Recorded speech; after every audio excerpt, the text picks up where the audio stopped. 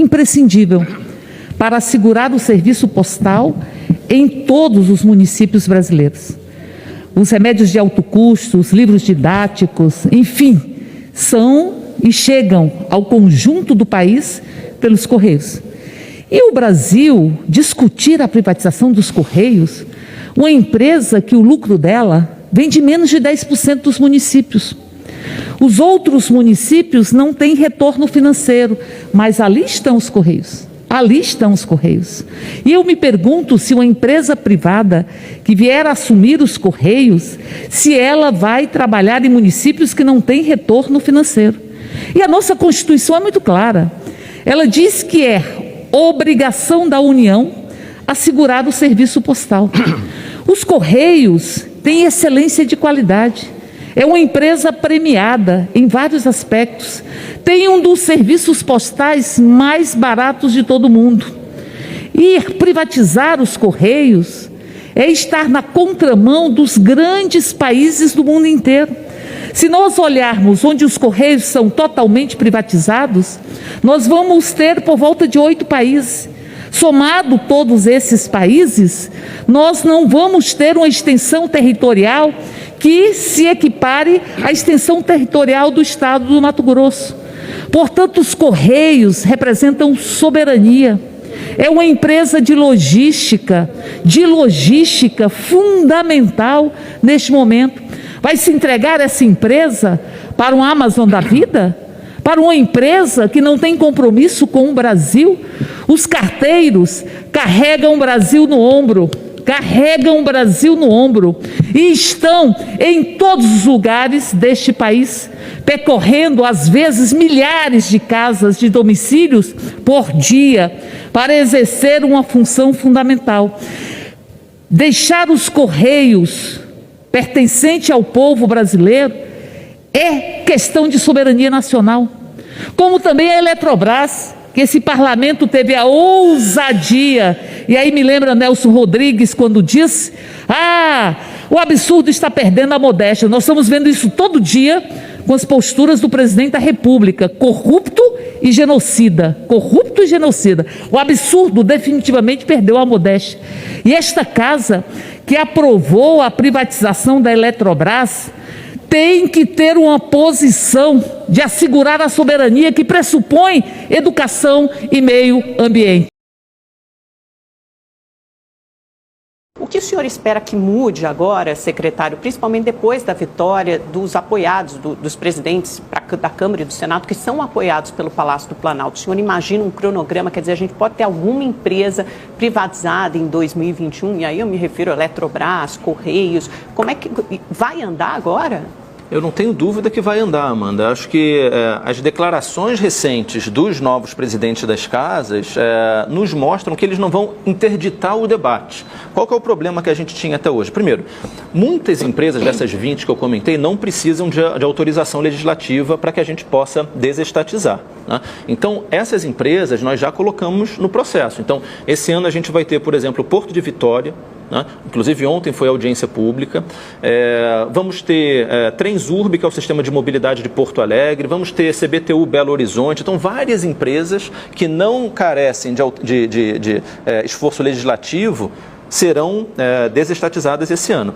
Só que a gente tem duas que a gente de fato precisa, Eletrobras e Correios. Eletrobras especificamente para poder começar a discutir a desestatização, e Correios porque a gente precisa regulamentar um dispositivo constitucional por meio de lei para que a gente possa reformar o marco postal, e aí a gente pode seguir com esse processo adiante. O que aconteceu infelizmente até hoje?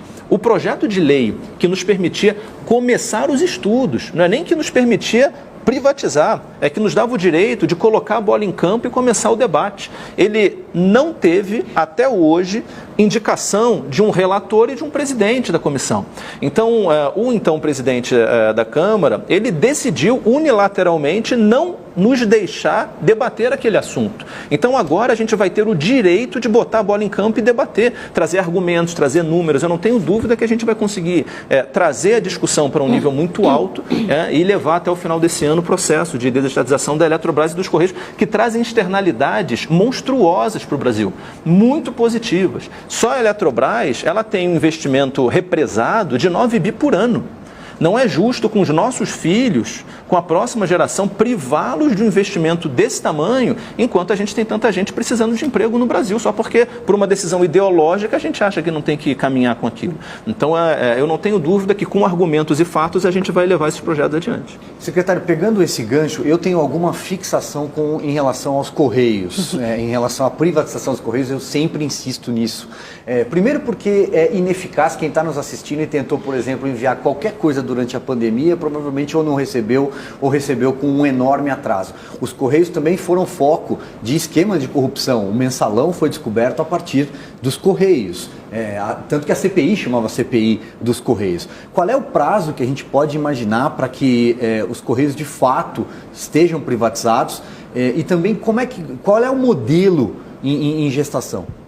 Olha, Silvio, o modelo, na verdade, a gente está desenhando nesse momento, porque existem algumas opções. A gente pode trabalhar com a empresa inteira, a gente pode pensar num fatiamento regional ou num fatiamento por produto. O que importa é que a gente, de fato, garanta para a população brasileira essa universalização do serviço de maneira eficiente. Então, é isso que a gente tem trabalhado.